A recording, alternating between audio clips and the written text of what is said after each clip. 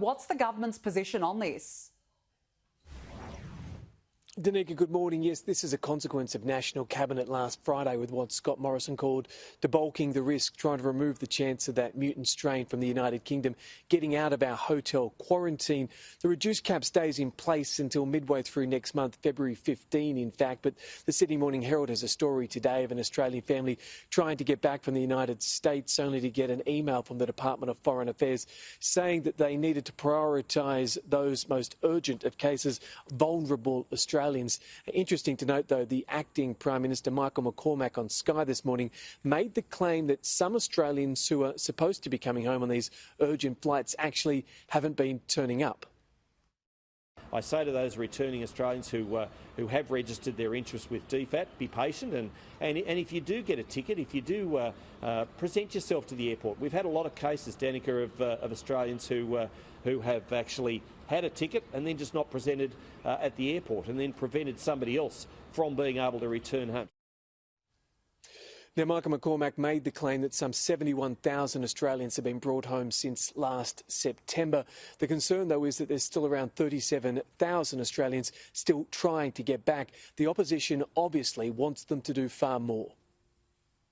There should, in my view, be much more consistent rules. There should be better national coordination.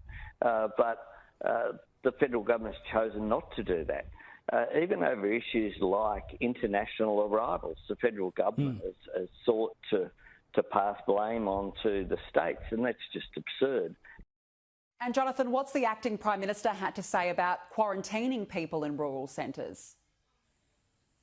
Yeah, this is an idea that's been mooted for some time now, that perhaps people could come back to regional centres and be quarantined there, putting money into the local community, assisting them, and also keeping the danger out of the capital cities.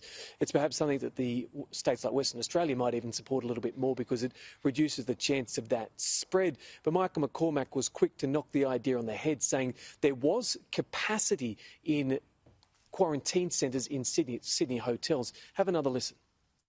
Quarantining is a matter for states, and states have determined that the quarantining will take place in capital cities. And there's still more than 3,000 places available in capital cities, and Sydney's carrying the bulk of those, half of those in fact, right at this very point in time. Of course, it's pointless saying there's more than 3,000 places in capital cities if that number, in effect, has been halved. New South Wales taking 1,500 now a week. Western Australia, Queensland and also Victoria each taking 1,500. Not nearly enough to get the Aussies back home. And, of course, the risk is with this mutant strain now being the dominant strain around the globe, there's every chance the premiers might be asking for this reduced cap to stay in place even longer. Danica. Jonathan Lee, thank you.